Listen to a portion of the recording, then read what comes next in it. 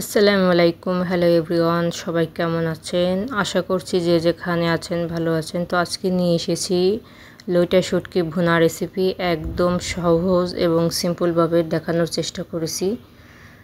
তো আমরা কম বেশি কিন্তু শুটকি মাছ অনেক পছন্দ করি। তো কক্সবাজার গিয়েছিলাম, সবাই জানেন। তো শুটকি মাছ আনবো না সেটা হতে পারে না, তাই না?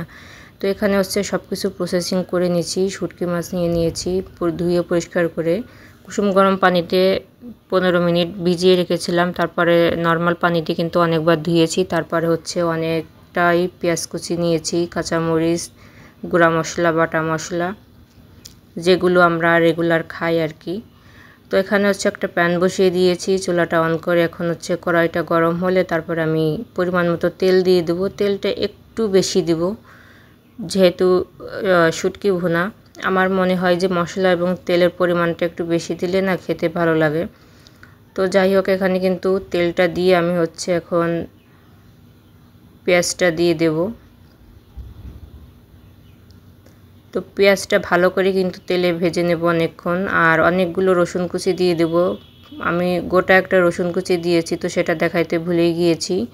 তো এখানে পেঁয়াজ কুচি দেওয়ার পরে হচ্ছে একটু বেশি সময় নিয়ে পেঁয়াজগুলো তেলে ভেজে নেব। একদম কড়া করে ভাজতে হবে না, একটু নরম হয়ে আসা পর্যন্তই আর কি ভেজে নেব। তো এই যে একদম পেঁয়াজটা যখন নরম হয়ে আসবে তখন হচ্ছে রসুন কুচিগুলো দিয়ে দেবো। তো রসুনটা কিন্তু একদম কুচি কুচি করিনি, কয়েকটা টুকরো করেছি, এক এক কোয়া। তো ভালো করে নেড়েচেড়ে মিশিয়ে আমিও আবার ভালো করে ভেজে নেব। তো শুটকি মাছটা কিন্তু আমাদের কম বেশি সবারই ফেভারিট। আমি কিন্তু আগে শুটকি মাছ খেতাম না। তো ঢাকায় মানে বিয়ের পর থেকে আমি হচ্ছে খাওয়া শিখেছি বা আমার পছন্দের তালিকায় এসেছে। তো এখানে হচ্ছে গুঁড়া মশলা, তারপরে বাটা মশলা সব কিছু দিয়ে দিচ্ছি। তো গুঁড়া মশলাটা দিয়ে একটু নেড়ে চেড়ে তারপরে হচ্ছে বাটা মশলা দিয়ে দিলাম। তো এখানে হচ্ছে রসুন বাটা আর সামান্য পরিমাণ আদা বাটা আছে। আর গুঁড়া মশলার ভিতরে জিরার গুঁড়া ছিল, এই কারণে জিরা বাটাটা আর অ্যাড করি নাই। তো সামান্য একটু পানি দিয়ে দিলাম, যেহেতু গুঁড়া মশলা পুড়ে যেতে পারে। তো ভালো করে নেড়েচেড়ে মশলাটা কিন্তু পেঁয়াজের সাথে ভালো করে কষিয়ে নেব।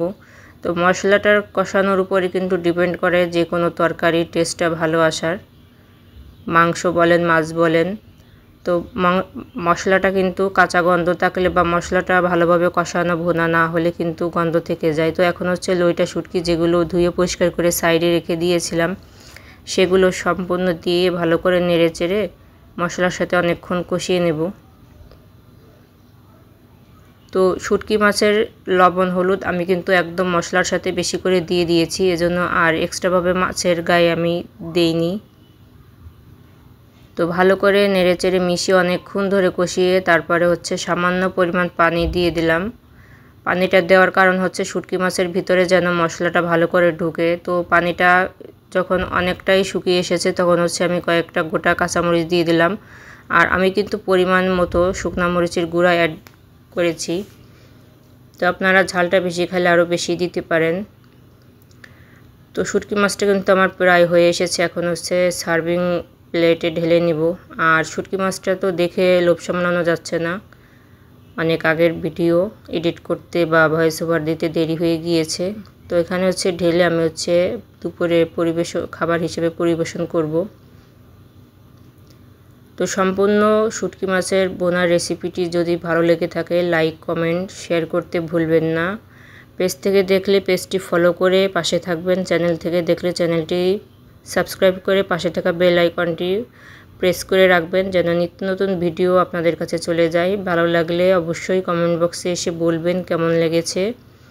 আর আমার নিত্য নতুন ভিডিও দেখতে একদম ভুলবেন না, বেশি বেশি শেয়ার করবেন। আপনাদের সাপোর্ট চাই। সবাই ভালো থাকবেন, দোয়া করবেন। আসসালামু আলাইকুম, থ্যাংকস ফর ওয়াচিং।